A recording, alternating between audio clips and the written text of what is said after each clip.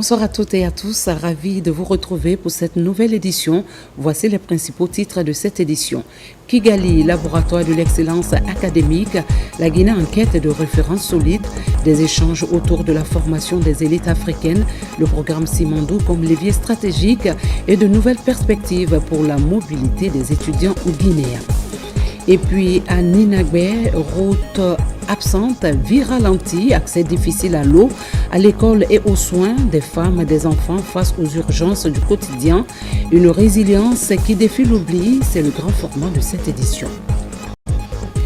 Culture, une scène à l'ébullition à Conakry, des orchestres au sommet de leur art, 3 mois de compétition intense, un public conquis, une ambiance parfaite et un seul vainqueur, le génie du live.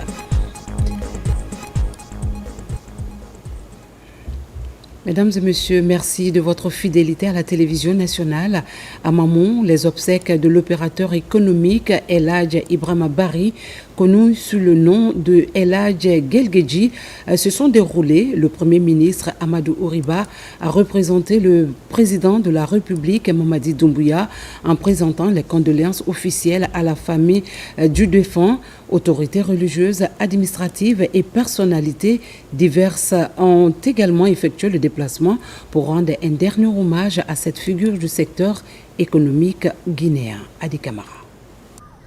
Mamou, terreau fertile des grandes figures du commerce guinéen, s'est réveillé dans une atmosphère lourde de recueillement. Ici, le Premier ministre chef du gouvernement fait son entrée pour prendre part aux obsèques de celui que beaucoup considèrent comme un pilier discret mais essentiel du développement local, El Hadj Alpha Guelguedji Bari.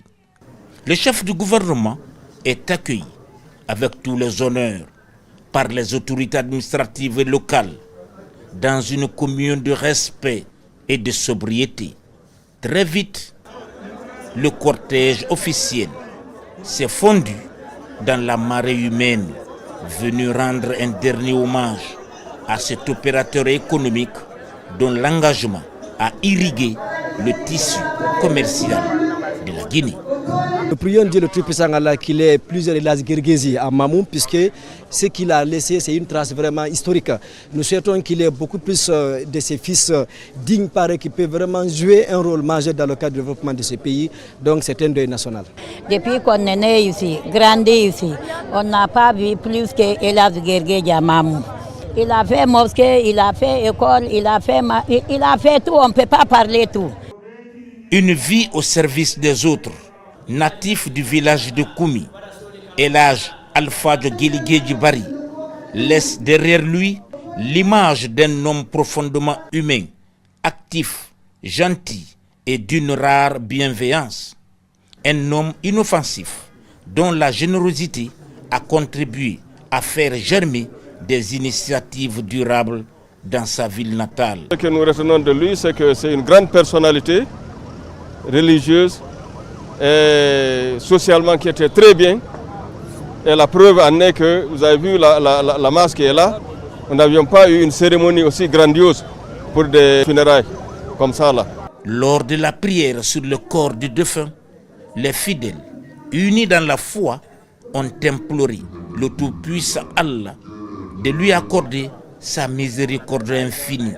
Entre invocation et silence habité, l'émotion est palpable, sincère et profonde.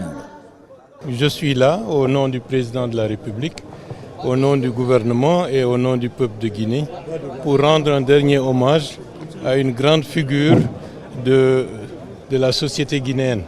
Cette grande figure s'est illustrée dans le monde du commerce, dans le secteur privé et à cet égard il est dépositaire d'une tradition, d'une mémoire.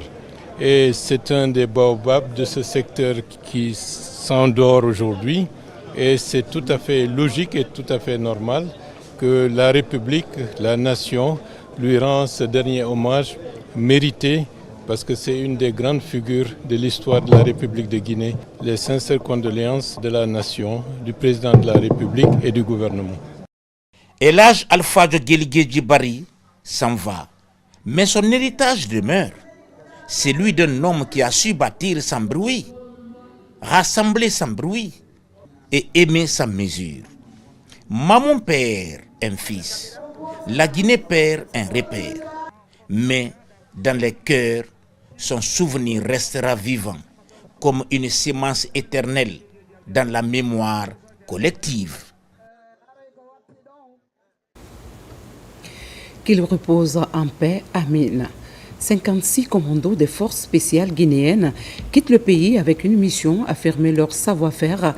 Destination la Côte d'Ivoire pour l'exercice Flintlock 2026, un cadre exigeant où se joue performance, coordination et maîtrise opérationnelle. En plus de l'exercice, c'est une image, une discipline et une fierté nationale qu'il emporte avec eux. Reportage adjudant-chef Aboubakar Kamano. Alignés, concentrés et déterminés, ces jeunes commandos du détachement du groupement des forces spéciales GFS sont prêts à franchir une nouvelle étape de leur engagement au service de la nation sous le drapeau. Venus du camp Koundara, ces soldats d'élite ont quitté Conakry pour une importante mission d'État en Côte d'Ivoire. Objectif, prendre part à un exercice militaire grandeur nature. Il s'agit notamment de Flintlock 2026. À la manœuvre, le général de brigade Mokhtar Kaba, commandant du groupement des forces spéciales GFS. Une présence forte pour encadrer un moment stratégique dans la montée en puissance de cette unité d'élite. La cérémonie de départ empreinte de rigueur et de symboles est présidée par le chef d'état-major général adjoint des armées, le général de division Malik Diakité, représentant le général Ibrahima Sori Bangoura, chef d'état-major général des armées. Face aux troupes, le message est clair et direct. Sans contour ni détour, le général Malik Diakité est catégorique. Il insiste sur la discipline, l'exemplarité et le patriotisme. Car au-delà de la mission, c'est l'image de toute une nation que ces soldats guinéens porteront à l'étranger. Puis vient l'instant le plus fort, la remise solennelle du drapeau au détachement du GFS. Un acte qui incarne l'honneur, la responsabilité et la confiance placées en ces vaillants hommes par le chef suprême des armées, le président de la République, le général Mamadi Doumbouya. Un geste lourd de sens. Focus sur l'essentiel, les missionnaires reçoivent ce symbole avec honneur et humilité pour hisser plus haut le tricolore national à ce rendez-vous des grandes armées du continent. Dans un esprit de loyauté et d'abnégation, ces commandos quittent ainsi le sol guinéen. Toujours résilients, ils promettent de revenir plus forts, plus prêts et plus aguerris pour poursuivre leur mission régalienne de défense de l'intégrité territoriale au service exclusif de la République. Ils partent avec une seule mission, honorer la nation. Pendant ce temps, les forces de défense renforcent leur dispositif. Dans la région des Erekoré, une tournée militaire vise à améliorer les capacités opérationnelles de Kissidougou à Gekedo. Les unités sont appelées à plus de vigilance et de coordination. Adjudant-chef Omar Kamara. Le chef de l'État, commandant en chef des forces armées guinéennes, Mamadou Doumbouya, tient à cœur la sécurité intérieure et celle le long de nos frontières terrestres. C'est dans cette dynamique que le chef d'état-major adjoint de l'armée de terre conduit cette importante mission dans les unités relevantes de la 4e région militaire des Erekouri. Objectif, procéder à une restructuration des unités d'infanterie en vue d'une gestion efficiente des ressources humaines. Premier coup d'arrêt, la compagnie d'infanterie de Kissidougou et le bataillon autonome de Gekedou. Nous sommes mandatés de venir faire ce travail. Vu l'importance de cette restructuration, il ne peut pas rester sans que ce travail ne soit fait, sans que les unités de l'armée de terre ne soient organisées. Sans cette organisation, nous ne pouvons pas faire des opérations appropriées. Il nous faut d'abord avoir des bases, les bases solides, non seulement pour le matériel, mais pour le personnel également.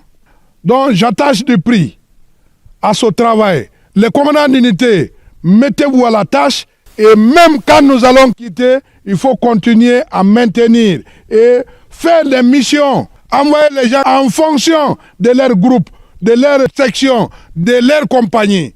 Cette mission du général de division Tamba Kalastono traduit la volonté des autorités militaires à renforcer la cohésion, la discipline et l'efficacité des troupes déployées sur les parties stratégiques du territoire national. Mes remerciements pour les dispositions prises le long de nos frontières. Mais ces dispositions ne doivent pas se limiter là. Ça doit continuer. Vous allez continuer à veiller plus que hier. Ces remerciements m'ont été donnés par les autorités de Conakry. À Kissoudjougou, tout comme à Guékédou, les commandants d'unité, à travers une projection, ont présenté à la mission leur plan de défense opérationnelle conformément au document unique d'organisation. À noter que cette mission se poursuivra dans les autres unités de la 4e région militaire des Irékouris. Sans transition, à Kankan, 150 militaires achèvent leur formation commando. 4 mois d'entraînement intense pour répondre aux exigences du terrain. Une promotion baptisée en hommage à l'adjudant-chef Moussa Dumessi. Reportage 2e classe, Mathieu Massaré. À Kankan, la garnison militaire de Soronkoni a servi de cadre à la cérémonie de clôture de la formation de 150 militaires du groupement des forces d'intervention rapide. Durant 4 mois, ces hommes ont été formés aux techniques modernes de combat. Cette 7e promotion de la 4e compagnie porte le nom de l'adjudant-chef Moussa Dumessi, en hommage à ce compagnon de lutte disparu.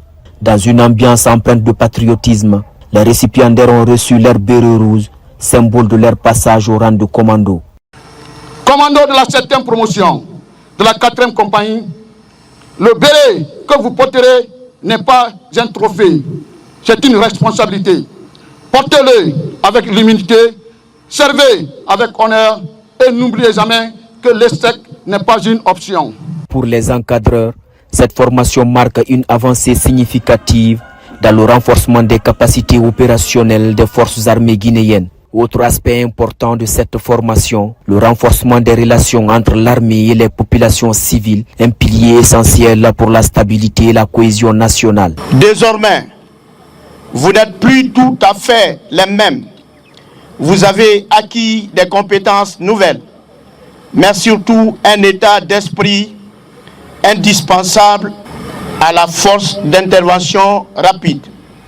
La capacité d'agir avec efficacité, sang-froid et discipline, même dans les situations les plus critiques. Pour joindre l'acte à la parole, les nouveaux commandos ont procédé à la démonstration tactique devant les autorités et les populations, illustrant ainsi leur maîtrise des enseignements reçus. Ce que nous avons vu ici est vraiment exceptionnel. C'est une discipline qui contribue à la valorisation de nos cultures, mais aussi à la défense de l'intégrité territoriale.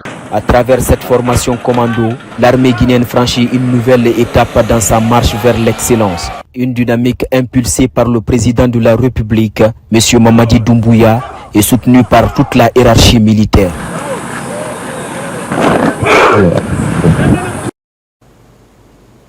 Dans un autre registre, les partis politiques sont appelés à plus de rigueur dans leur organisation et leur gestion. Compte congrès, assemblée générale, cotisation, rien ne sera laissé au hasard. Pour encadrer ce processus, le ministère de l'administration du territoire et de la décentralisation lance l'élaboration d'un manuel d'évaluation des partis politiques. Objectif, renforcer leur crédibilité et consolider la paix sociale. Amadou Touré, Abdul Razak Souma, reportage. Pour assainir le paysage politique en Guinée conformément aux dispositions de la loi en la matière, le ministère de l'administration du territoire et de la décentralisation, à travers la Direction générale des affaires politiques, lance les travaux d'élaboration du manuel d'évaluation des partis politiques. Quand on a fait l'évaluation en 2024, le Haut Commissariat des droits de l'homme et toutes les institutions qui nous ont accompagnés ont apprécié la procédure d'évaluation des partis politiques et ont recommandé que pour des mesures de transparence, qu'il est important de centraliser toutes ces dispositions et toute la procédure administrative et technique dans un document et partager avec l'ensemble des partis politiques et les acteurs impliqués dans l'évaluation des partis politiques.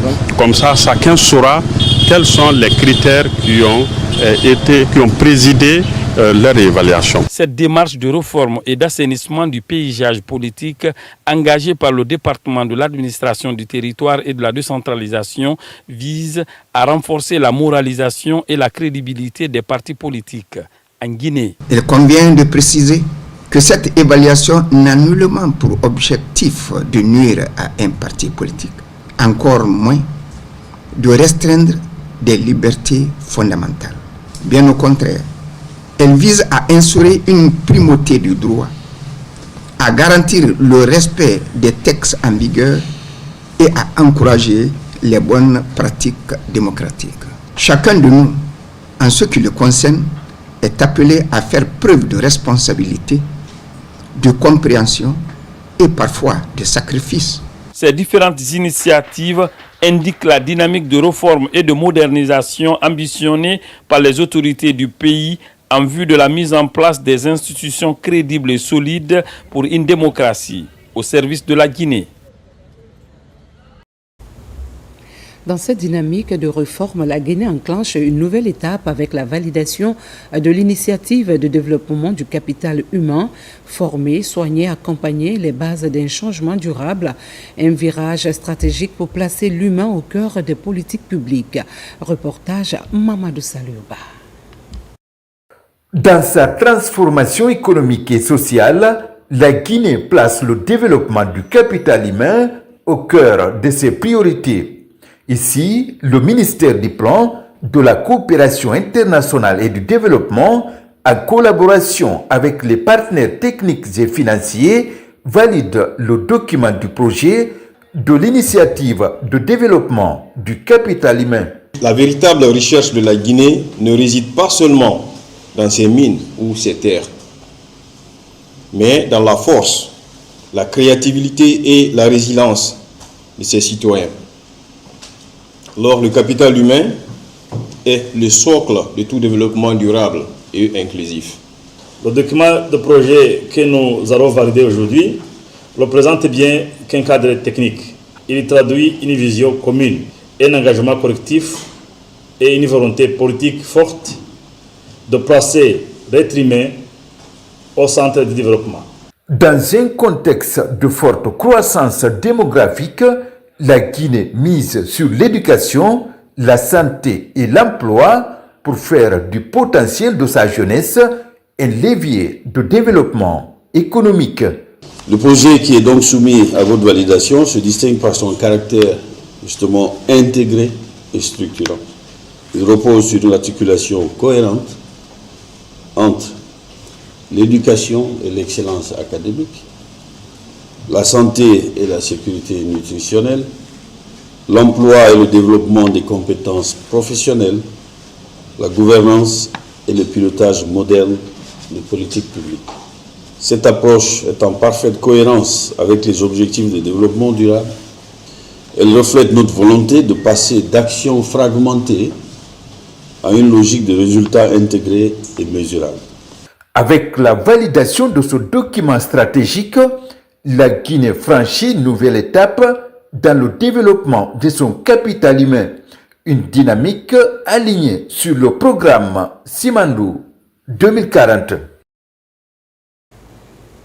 Sur le continent africain, à Kigali, la ministre de l'Enseignement supérieur, de la richesse scientifique poursuit sa tournée dans des institutions académiques de référence à l'African School of Governance. Les échanges ont porté sur la formation des élites et le développement du capital humain. Au centre des discussions également, Simandou Academy et les opportunités de mobilité pour les étudiants guinéens. Mounir Barry. Pas de répit pour la délégation guinéenne à Kigali, la capitale rwandaise. De l'école des sciences et technologies à l'African School of Governance, les ambitions sont clairement affichées. Redynamiser la coopération scientifique et favoriser la mobilité académique entre Kigali et Conakry. C'est un grand honneur pour nous de recevoir Madame la ministre et le fait qu'elle soit venue à AIG et en faire une priorité nous va droit au cœur parce que le partenariat est critique et central à la mission d'AIG. Au Rwanda, les programmes et filières d'enseignement sont conçus en adéquation avec les stratégies de développement national. Un modèle d'excellence et de qualité que la Guinée entend s'approprier et traduire en actions concrètes dans des institutions d'enseignement et de recherche du pays. On va formuler la coopération, c'est entre enseignants et étudiants, et ça va commencer au mois de septembre, parce que la rentrée c'est en septembre. Donc il y a les quick wins, on a vu les secteurs miniers, les informatiques et AI, donc c'est ça. Mais on est vraiment honoré d'avoir la ministre chez nous. Dans le cadre de cette initiative, nous avons eu des discussions très franches et nous avons eu des quotas, les discussions sur la rentrée prochaine, et que l'initiative Simandou Academy puisse envoyer des brillants étudiants guinéens directement dans cette école, dans les programmes de master et également dans des exécutives qui concernent aussi des professionnels de l'administration publique. Donc cette visite se couronne vraiment de succès parce que nous avons déjà des quick wins pour la rentrée prochaine afin que des Guinéens puissent être accueillis dans des écoles d'excellence, que ce soit les écoles d'ingénieurs ou encore cette école de gouvernance. Donc le temps est donné et nous pensons que nous allons travailler ensemble afin que cette volonté des deux chefs d'État puisse se concrétiser. À l'école panafricaine African School of Governance, plusieurs pistes de partenariat ont été explorées. Au cœur des échanges B2B, la formation du capital humain, la promotion de l'excellence académique et le développement des programmes dédiés aux professionnels de l'administration publique guinéenne. La ministre de l'Enseignement supérieur a également effectué de nombreuses visites dans des universités et centres de recherche scientifique en vue de co-construire des programmes alignés sur la vision des autorités guinéennes. Toujours dans le registre des réformes, le projet Escale entre en action. La première session du comité de pilotage met l'accent sur une priorité, garantir la sécurité sanitaire des aliments à travers la mise en place d'un centre d'inspection et de quarantaine. Les autorités entendent renforcer le contrôle des marchandises. Falilou Diallo pour en savoir un peu plus. Le commerce et l'infrastructure de qualité occupent une place centrale dans la protection des consommateurs et la sécurisation des échanges. Le projet Escale se veut ainsi un outil stratégique dans le renforcement de la souveraineté économique en Guinée. Au cours de cette première session du comité de pilotage, la sécurité sanitaire des aliments était au cœur des débats. Nous sommes chargés d'appliquer la convention du projet du Centre de technologie d'inspection de quarantaine sur tous les produits entrants et sortants en Guinée. Ce projet vient renforcer nos structures. L'idée à la base, c'est comment faire en sorte que les produits qui entrent en Guinée, qui sortent, respectent, n'est-ce pas, les standards en termes de normes les plus rigoureux. Pour ce centre de technologie, d'inspection et de quarantaine des produits entrants et sortants en Guinée, cette session s'inscrit dans une dynamique de renforcement de la sécurité sanitaire, de la conformité des produits et de la protection des consommateurs. Ce projet Escale qui va nous aider à faire un renforcement de capacité de tous les sectoriels qui se retrouvent au niveau de nos frontières en termes de contrôle de qualité de nos produits marchands en entrée et en sortie. La présente session du comité de pilotage doit justement permettre cette mise en cohérence. Elle doit nous aider à aligner les interventions, à clarifier les responsabilités, à valider une méthode de travail et à fixer des priorités opérationnelles réalistes. Cette session marque également le lancement effectif du projet, dont l'ambition est de moderniser le système d'inspection et de mise en quarantaine des marchandises aux frontières. À Boké, le vol de bétail et la dévastation des cultures continuent d'opposer éleveurs et agriculteurs. Face à cette situation, le procureur annonce des mesures plus strictes pour restaurer l'ordre et prévenir les conflits. Reportage Younoussa Tawele Kamara. En plus des mines, la région de Boké est également une zone à vocation agropastorale. La problématique du vol de bétail et la dévastation des champs agricoles est souvent récurrente dans cette zone. C'est pourquoi le procureur du tribunal de première instance de Boké a invité les éleveurs et agriculteurs venus des différentes sous-préfectures et districts de la préfecture de Boké. Nous avons pris des dispositions idoines pour minimiser les nombreux conflits qui assaillent le secteur à Boké. Désormais, il faudrait que la direction préfectorale de l'élevage et de l'agriculture accepte de délivrer des carnets d'identification du bétail aux différents présidents des 9 sous-préfectures de la ville de Boké. Il faudrait que les gens cessent d'abattre les animaux en brousse parce que chaque animal porte une marque. Si nous prenons désormais un animal en provenance d'une sous-préfecture dont la peau et la tête n'existent pas, les convoyeurs seront interpellés et ceux qui les ont mis en mission seront identifiés et interpellés également. Après avoir écouté attentivement le procureur du tribunal de première instance de Boké, les acteurs de ces deux couches socio-professionnelles ont décidé de travailler en synergie. Je suis très content de cette rencontre. Elle nous a permis de comprendre de nouvelles mesures afin d'éviter désormais le vol du bétail et la destruction des champs agricoles. Nous allons tous respecter les consignes du procureur. Le procureur a demandé aux agriculteurs de ne pas blesser les animaux, de ne pas les tuer. Quand tu prends un animal dans ton champ, de l'attacher tout doucement, d'envoyer devant une juridiction et de porter plainte. Les prochains jours, Amadou Diallo compte rencontrer également d'autres éleveurs et agriculteurs de la région de Boké pour leur expliquer la nouvelle stratégie mise en place pour lutter efficacement contre le vol du bétail et la destruction des champs agricoles par des animaux. Dans le registre humanitaire à Kankan, la santé des détenus mobilise les équipes de l'hôpital régional. Une nouvelle opération médicale gratuite a permis de prendre en charge plusieurs cas urgents. L'initiative s'inscrit dans le respect des droits fondamentaux en milieu carcéral. Diamokaba Toumani Diallo, reportage. Des idées noires et le moral à plat, tel est le quotidien des détenus qui doivent purger des peines à la maison centrale de Kankan. Sous réserve des restrictions liées à la privation de liberté d'aller et venir dont ils font l'objet, cette population carcérale a aussi droit d'accès aux soins. Une journée solidaire est organisée pour livrer gratuitement des soins d'urgence de qualité. Quand quelqu'un est privé de sa liberté et il est malade, ça nous fatigue, nous qui les gérons. Donc, si l'hôpital régional de Kankan fait ce geste magnanime à l'endroit des personnes privées de liberté, on ne peut qu'être content. Il y a 2 ans, nous avons eu à faire des enquêtes ici. On s'est rendu compte qu'il y a beaucoup qui sont infectés, qui ont des infections. Et nous recevons aussi beaucoup de personnes à l'hôpital qui viennent nous voir pour même des pathologies chirurgicales. Donc c'est une population malade. C'est pourquoi nous sommes là aujourd'hui. Une journée pas comme les autres pour soutenir l'engagement du pays en matière du respect des droits de l'homme. Les autorités sanitaires régionales et préfectorales accompagnent le processus pour freiner la propagation des maladies infectieuses dans ce milieu carcéral. L'objectif, c'est de les rééduquer pour une bonne réinsertion sociale à leur sortie.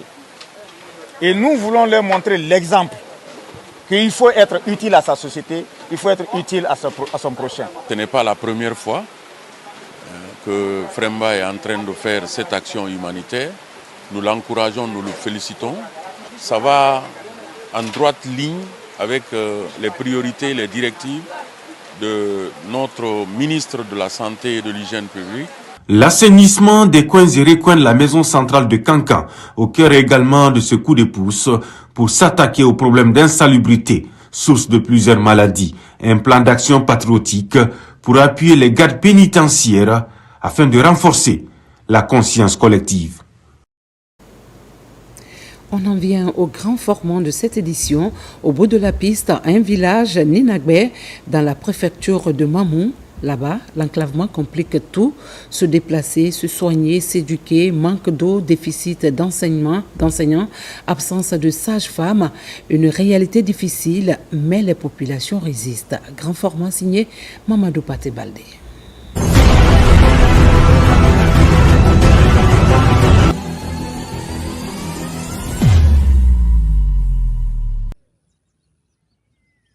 Depuis quelques années, la route de Wurikaba-Ninabe devient de plus en plus impraticable à cause du mauvais état de la piste. Pour joindre Nyinabé, les habitants sont obligés de s'embarquer à bord de motos à 4 à cause de l'absence de véhicules. Pour une distance de 16 km, les usagers parcourent 3 à 4 heures de temps. Pendant la saison hivernale, on peut faire 3 à 4 jours sans traverser ce marigot. Nous commissionnons les enfants qui peuvent nager pour aller nous chercher des condiments en Sierra Leone. Parce que les engins ne pourront pas passer en ce moment. Et nous, on reste bloqués ici. Cette piste relie plusieurs localités de la sous-préfecture de Wurekaba jusqu'en Sierra Leone. Pour faciliter les échanges commerciaux et la libre circulation des personnes et de leurs biens, les populations riveraines munies des instruments aratoires procèdent à l'entretien de la piste, comme ici à Bogoreto. Nous travaillons avec des pelles, des pics, des houes, des coupes-coupes et des brouettes pour permettre aux véhicules d'accéder à notre village.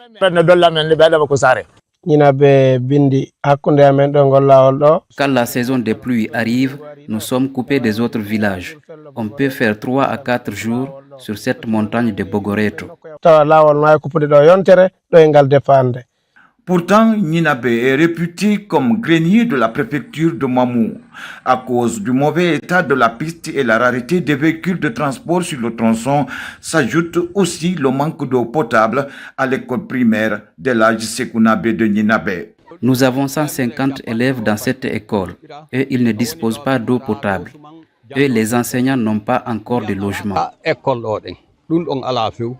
Dans cette école qui compte un effectif de 150 élèves, garçons et filles, l'on note aussi le manque d'enseignants et de logements, bien que l'école dispose du matériel didactique pour la formation des apprenants. Il y a encore l'accès pour venir. Si par exemple on peut rester ici, on nous appelle, venez à Wurekaba. Bon, comme ça, la cité n'a pas un moyen de déplacement. Et heureux sens, comme le gouvernement m'a fait face à ça, ils m'ont donné une moto par rapport à ça. Donc ça, c'est un peu allégé. Je suis le maire de 2 enfants. Une fille, un garçon, mais j'ai laissé mes 2 enfants là. C'est ma maman là-bas. Mais depuis que je suis venue ici, il y a un peu de souffrance ici. Il n'y a pas de l'eau. Et les enfants encore, quand ils rentrent à l'école ici, celui qui vient ici le matin, il ne vient pas. Le soir.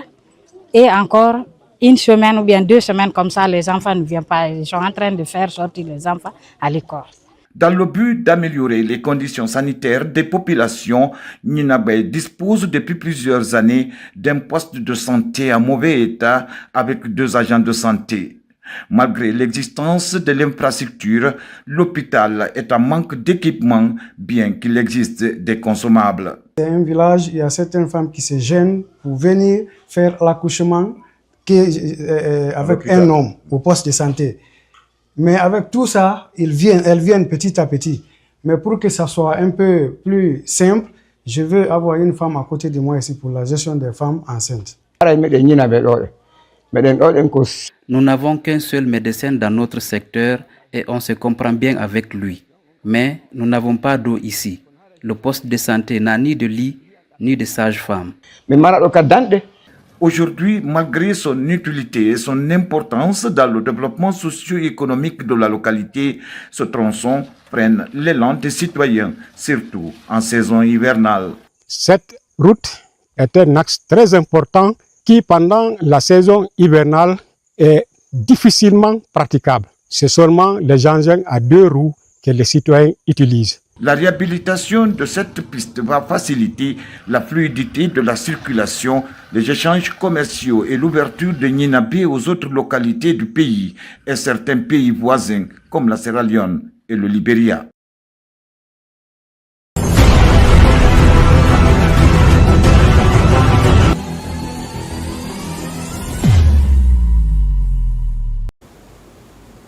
Et pourtant, ailleurs, des solutions émergent. À Topata, un poste de santé moderne vient d'être inauguré pour rapprocher les soins des populations, une infrastructure qui redonne espoir à toute une zone longtemps confrontée au manque d'accès aux services sociaux.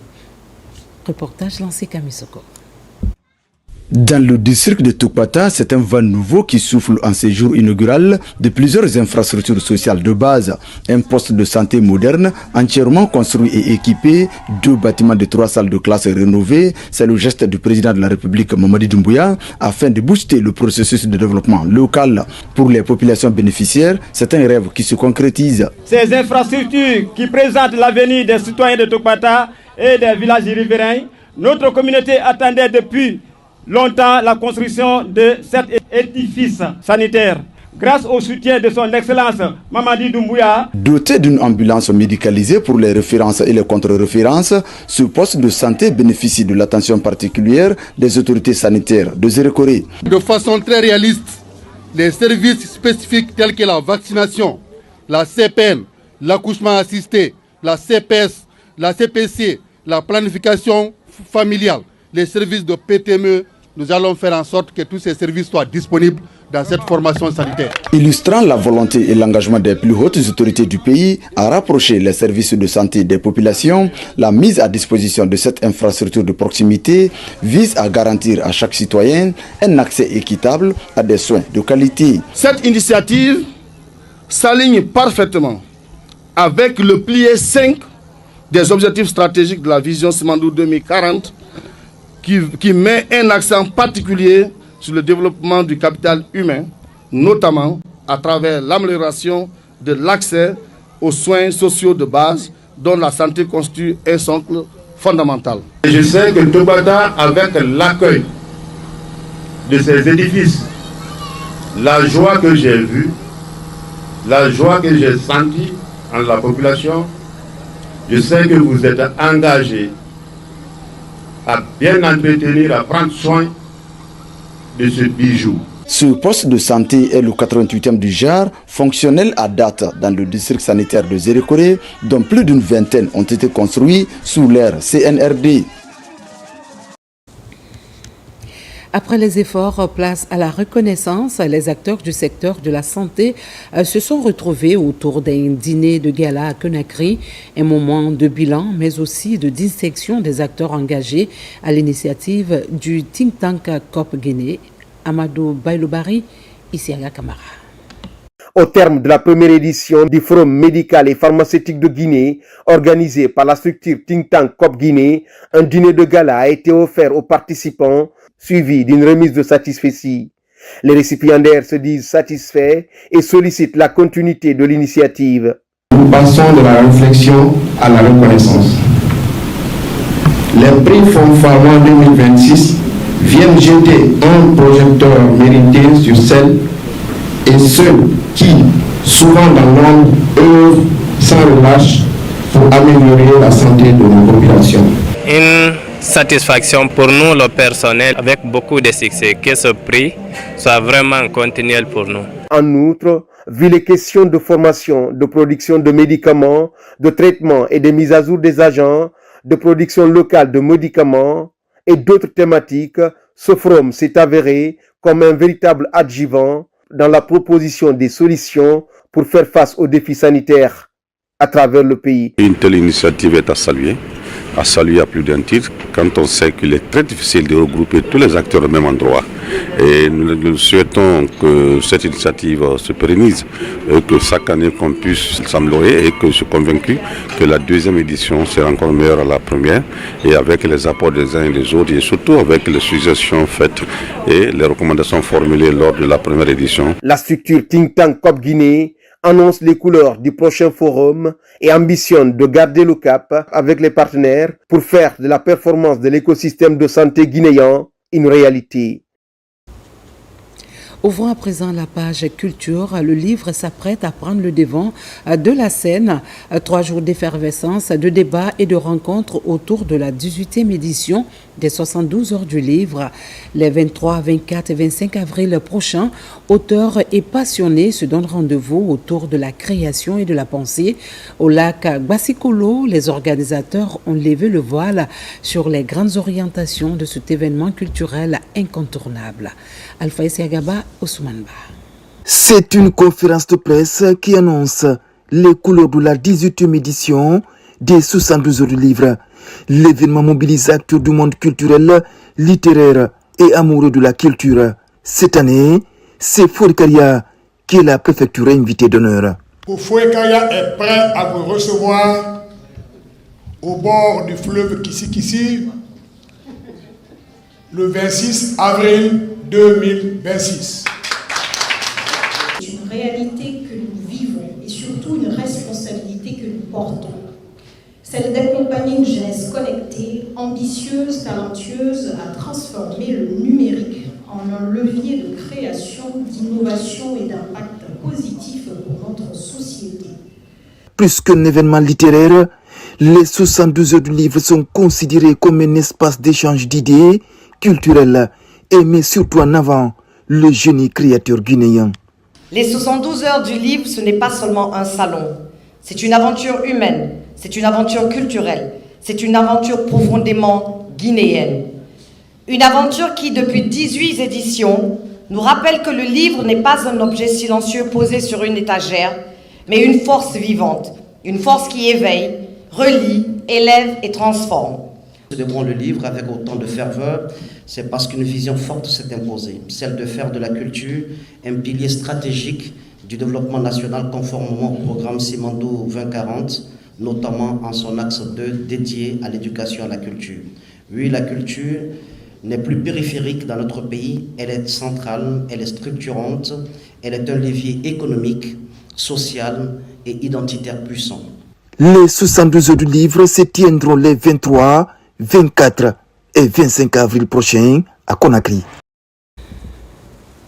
Au même moment, le Salon de la lecture Salek referme sa 6e édition sur une note de satisfaction, une édition marquée par l'engagement des élèves et la mise en lumière des meilleurs profits récompensés pour leur performance.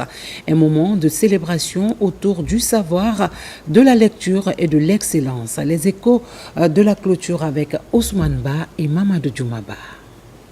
Après 4 jours de compétition entre ces élèves venus de plusieurs établissements de la capitale, l'on arrive au dernier virage, l'heure de la proclamation des résultats. L'école Mangué Junior. Les lauréats sont célébrés, chacun reçoit le prix qui lui revient. Je suis contente d'avoir participé à cet événement. Je voudrais que l'État contribue pour que cet événement soit encore plus beau et que beaucoup d'écoles puissent participer. C'est encourageant. Et quant à moi, qui est non seulement parent d'élèves et humanitaire aussi, je pense que dans les prochains jours, on verra sur quel volet collaborer avec cette structure, c'est-à-dire Salek, cette organisatrice, pour pouvoir accompagner aussi ces genres d'activités. Outre les élèves, des personnes ressources reçoivent aussi des satisfecits. Puis, c'est le tour des invités venus de 9 pays d'être célébrés. Une 6e édition qui a déjoué les pronostics en faisant le carton plein. Sincèrement parlant, je manque mes moyens, je perds mes mots. Je pense que c'est une aubaine que nos différents départements de l'éducation nationale et de l'enseignement supérieur doivent vraiment saisir pour continuer davantage à mettre en place des programmes pouvant justement susciter le goût de la lecture chez les jeunes, les intéresser à la lecture, c'est très important. Le Salek, notre objectif, c'est comment intéresser la jeunesse à la lecture et surtout montrer qu'on ne doit toujours pas continuer à dénoncer. Certes, il faut dénoncer, c'est bien pour pouvoir s'améliorer, mais en dénonçant aussi, il faut proposer des pistes de solutions. Et le Salek est une piste de solution. Nous l'avons prouvé aujourd'hui et sincèrement parlant. Le Salek serait à l'occasion de cette 6e édition un rendez-vous de transmission du savoir. Il stimule la jeunesse et donne le goût de la lecture aux élèves. Le basketball guinéen gagne du terrain à Dabola. La première édition du championnat de 2e division a tenu toutes ses promesses. 8 clubs en compétition, une semaine d'intensité et au bout, 2 équipes qui accèdent à l'élite. TSK Basket Club et Dab City Basketball. Une montée méritée au terme d'un tournoi largement disputé. Abdoulaye Diallo a suivi la finale. Voici son compte rendu. 8 clubs des 5 ligues régionales sur les 8 ont rivalisé d'ardeur en marge de la première édition du championnat national de 2e division. TSK Basket Club et Dab City Basket Club de Dabola vont jouer dans l'élite. La finale a opposé les deux équipes pour déterminer le champion des D2. TSK Basket Club se montre plus fort en s'imposant 62-53. Une victoire qui couronne la suprématie des Bleus dans le tournoi avec 5 succès en autant de rencontres jouées. Un sentiment de satisfaction. C'est un projet qu'on a monté il y a de cela 4 mois. On a cru au projet et qui nous a poussé aujourd'hui au trophée. Je suis fier de notre parcours et on a déjà fait un grand pas vers l'avenir. Cette première édition du championnat national de 2e division sonne comme une révolution du basketball à la base. Le rendez-vous de Dabola, c'est aussi l'occasion de détecter des talents pour les catégories inférieures des sélections nationales. C'est des équipes aujourd'hui qui regorgent des talents naissants. La chaîne que nous avons mise en place consiste à faire fonctionner toutes ces ligues-là. On a suivi une finale vraiment digne du nom. Et pour cela, on félicite les deux équipes pour leur montée en première division. La perspective pour la fédération, c'est trouver des sponsors. Et tout ce qu'on peut faire, c'est demander à l'État de nous accompagner pour qu'on réalise ces infrastructures en fait, dans toutes les ligues. Pour le match de classement, Galani Basket Club dispose de Milo Basket Club de Cancan 66-50 et termine sur l'une des marches du podium. Dans l'élan de faire plaisir au public de Dabola et se rapprocher davantage des jeunes basketteurs, l'équipe du président de la fédération s'est frottée à celle de Cancan dans une ambiance conviviale. Sport, bien-être et cohésion étaient au rendez-vous. Acteurs publics et passionnés se sont retrouvés autour des Katala Fitness Day, un avant-goût de la 9e édition prévue à l'hôtel Kaloum. Mekene Moussa Kamara, Djibril Kamara.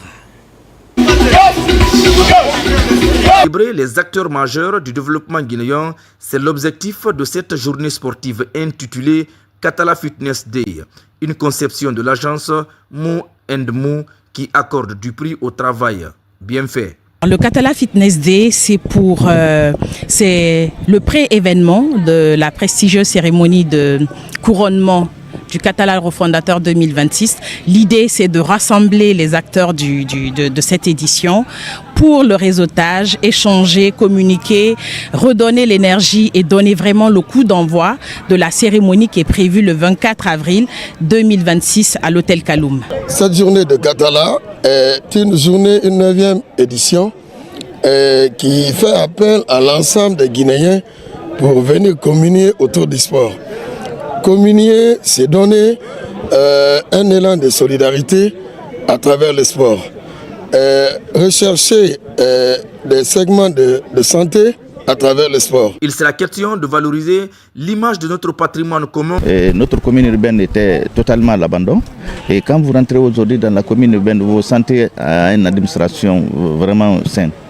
Et ça, c'est des acquis. Inspirer un cadre de visibilité, de réseautage et d'opportunités pour les champions sont des objectifs secondaires de la 9e édition du Katala. Et pour finir, les orchestres ont fait vibrer le public comme aux plus belles heures de la musique guinéenne. La Baguette, la bataille des orchestres, a livré son verdict après 3 mois de compétition et de performances saluées. Au sommet, un nom, le génie du livre, grand vainqueur de cette première édition. Compte rendu, Tcherno Maroufba, Ousmane Ouatta Sissé. Durant 3 mois de compétition entre les jeunes orchestres de la capitale, au compte de l'événement à la Baguette ou la bataille des orchestres, la grande finale s'est tenue cette semaine. Cet événement culturel majeur a mis à l'honneur la richesse musicale guinéenne. Il fait également revivre les grandes heures des orchestres nationaux. Cette compétition, la bataille des orchestres, on l'a initiée pour faire revivre les anciennes musiques guinéennes. Ce sont ces musiques qui identifient notre pays. Je me rappelle dans les années 60-70, voici des musiques qui ont émerveillé le continent, des musiques qui ont émerveillé la Guinée. 4 formations de la capitale étaient en lice pour cette première édition. Big Band, le génie du live, les aigles de la police et Indépendant Live. Pendant 3 mois, ces orchestres se sont affrontés à travers des prestations intenses, mêlant reprises des grands classiques et créations originales autour du programme Simandou. La Guinée est un pays de valeurs culturelles. Donc encourageons ces jeunes et je voudrais profiter pour féliciter le chef de l'État, le président de la République, le général Mamadi Doumbouya. Et nous sommes prêts à soutenir les initiatives comme celle-ci. Sur scène, les artistes revisitent les morceaux qui ont marqué l'histoire musicale du pays. Une immersion dans l'âge d'or des orchestres guinéens. Au terme de cette compétition riche en émotions, c'est l'orchestre Le Génie du Live qui décroche le trophée de cette toute première édition. Nous sommes contents, nous sommes très ravis. Je dis bien, ce n'est pas les génies qui ont gagné, c'est la culture guinéenne qui a gagné. Il faut le rappeler. Nous sommes émus à plus d'un titre et nous demandons vraiment à l'État de venir en aide parce que ce genre de projet doit être vraiment soutenu. Ce jeune groupe, comme je l'ai dit tantôt, on doit s'occuper d'eux, on doit prendre soin de ces jeunes-là. Parce que c'est des jeunes gens, des jeunes musiciens artistes qui ont de l'avenir, qui sont prêts à prendre cette musique d'antan. Cette initiative vise à redonner vie aux orchestres. L'événement à la baguette ou la bataille des orchestres devrait également inspirer les jeunes à s'approprier la richesse culturelle du pays. Vive la musique guinéenne, c'est tout pour ce soir. Merci de nous avoir suivis. Restons fiers de notre pays, la Guinée, notre paradis, terre de richesse et d'innovation. Très belle et reposante soirée à toutes et à tous. Bon début de semaine et à très vite.